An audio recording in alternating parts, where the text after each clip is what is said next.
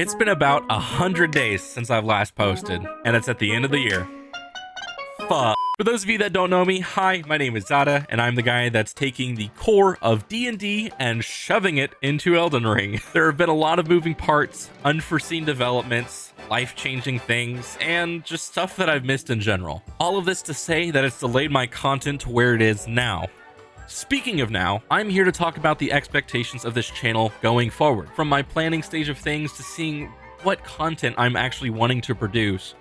I am booked out almost all the way till October of 2026, so there is months worth of content to be had. In this video, from those months worth of content, I will be sharing some outlines as to future updates, behind the scenes content, and other specific secrets like my D&D to Elden Ring spreadsheet. This is made to be a very short video with a bit of information, but even then I would suggest fully watching through this video so you guys don't miss out on any of it.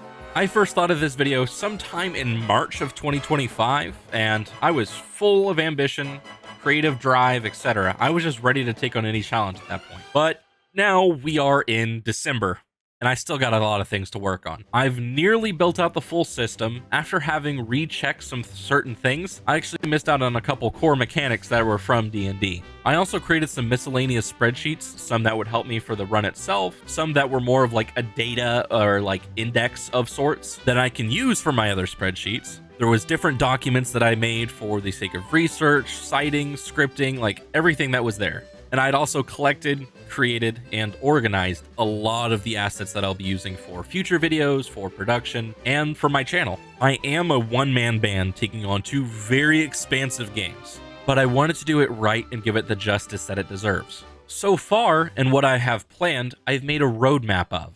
Starting in January, when I have a few more things ironed out and the holidays are over, I will be live streaming these challenge runs so that way you can interact with me and I can interact with you. You can see the run as it is before I do the editing. After the live stream is up, there will be a YouTube video that follows it a couple days later.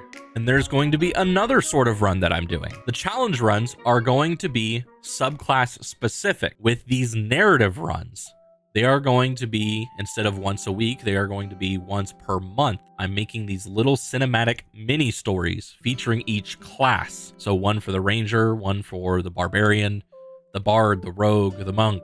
They're all going to have their own individual stories with different endings. These runs could also feature either a solo character, a group, multiple different characters as far as protagonist, antagonist kind of situations. There's going to be a lot. There's going to be a lot of different endings or things for how they switch up. These narrative runs give me the variety that I'm looking for, the creative sandbox approach where I can make any and all things how I want them to be. This also allows me to learn things like Adobe After Effects and being able to utilize more programs or work with mods or plugins or things to make the game feel much more alive, more immersive, as I'm wanting to kind of appeal to that D&D aspect a little bit more. These narrative runs, these stories, won't come out until probably February. I have to plan my first one first, but I'm also having to get ahead of the curve with my challenge run series as well. Now we're going to get into the behind the scenes content. This will mainly be on Patreon as people will be more invested into what I'm doing. They will have early access for things. They will have the graphics, the spreadsheets, a lot of what's going on in my runs available on there. While you are on Patreon as well, because it's usually a smaller group of people, there's a lot less notification and like communication traffic that I have to figure out, but that'll allow for community voting and polls, feedback from things, potential volunteers for these narrative runs, but also it's going to give feedback and other things for the challenge runs, for short form, merchandise, whatever other goods that I have available to this as well. I know I've talked a lot about some of the aspects of behind the scenes, but specifically spreadsheets. Those are things that I'm constantly going to be making, constantly going to be, actively giving those out so everyone can see what I'm doing for the actual run to kind of get an idea of, what the workflow looks like. Part of those spreadsheets, there's going to be some freebies that are in there, such as my item index filter. And what that is, I'll have it up on screen here. And what that does is I can choose either different types of armor or equipment like weapons or staves or whatever to see what passive effects that they might have. I could also look at certain item effects from what they're tagged under. So let's just say I'm trying to make some sort of character that's strength, faith-based, that's looking to do HP recovery and FP restore, just so I can continually use things and kind of min-max the build a little bit. I can put those filters in, I can see exactly where it's at, and it's going to give me a list, and it adaptively changed. It's going to give me that list that shows exactly what the items would be given those certain criteria. I find this useful not just for, challenge running, but for everyone that's curious of how do I find certain things that would be good for me. Though that's going to be a free item that I will have available on Patreon, maybe a little bit later in time once I've established certain content or certain things that are there. I'm also going to have my challenge run planner available to everybody. So if you want to use what I have, my own system for things, and you want to make your own runs, that will also be available to you as well for free. That's a small amount of things that I have. I also have Google Docs as far as my D&D side of things, or I have a mind map from Miro, which showcases all of the endings in Elden Ring. So if you're confused as to how you want to do it, or you don't necessarily click with videos, or you forget them, or seeing it, on Fextra or something, I have an actual layout of what it looks like, so you can follow through however you want to. Those will also be free. Now, my D&D spreadsheet is not going to be free as far as what I'm thinking right now. The reason for that is I've spent over 300 hours, and there will be more time sunk into it as well with future updates that I have for it. I am planning to eventually integrate other handbooks as well, like Tasha's Cauldron and Xanathar's Guide, or potentially Sword of the Coast. I forgot what it specifically is. But there are other handbooks that are out there for the 5th edition, and I'm wanting to incorporate those as well. So there's more subclasses, there's more spells, there's more, there's a lot more things that I will have to determine. Now, what I will probably do is I will have the main spreadsheet available, the player handbook specific one, and then I will have a secondary one for it. Now, whenever I do this, they are both going to be paid products on Patreon. The price I'm not sure of just yet. I have to consider the time that I've spent with them and the technical knowledge that I put into this. It's all mostly hands-off, so you just make your character. It's very easy access, or very easy accessibility to it. The other route that I'm planning on doing, or probably implementing as well, is if you were on a specific tier, you just automatically get it. You're on that tier, you're supporting me to one of the highest standards that's there, and I appreciate that. I know you're invested in this project as much as I am then. Here you go. I trust you. And that would also go with potentially the other one that I'll make as well. Hey, you've been with me. Here you go.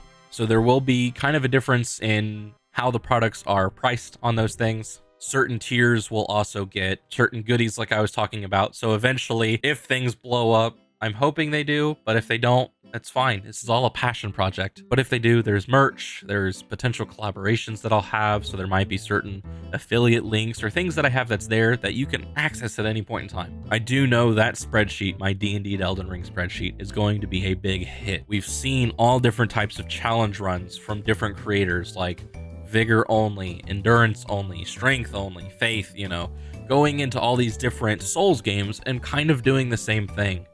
This gives a way for it to be out of that same field as everybody else, that copy paste procedure that all these challenge runners are doing. And no shade, no tossing what they're doing out from those runs. Those are still very impressive runs. I just kind of get bored with it being the same thing. And yes, this D&D one is kind of the same thing that I will be doing, but it's all randomized for me. So I get to do these new takes on certain things, and it's new builds at different times. And I have to follow certain restrictions or guidelines because I'm limited on stuff. So it then affects how I get to play the game. There's a lot of different things that are there, but yes, those other challenge runs do that.